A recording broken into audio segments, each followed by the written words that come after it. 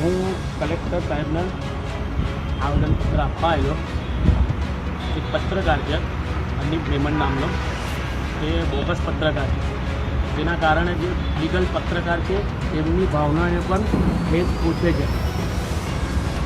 અને બીજી વાત, એના ઉપર અનગિનત કેસ છે ને એ પત્રકાર બનેલો છે.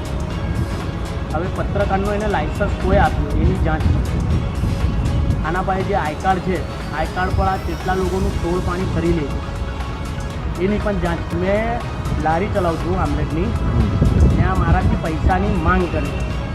પૈસાની માંગ એવી કરે છે કે તું મને પૈસા 10,000 હાલ, 15,000 હાલ, દંડડી માંગે છે મારાથી.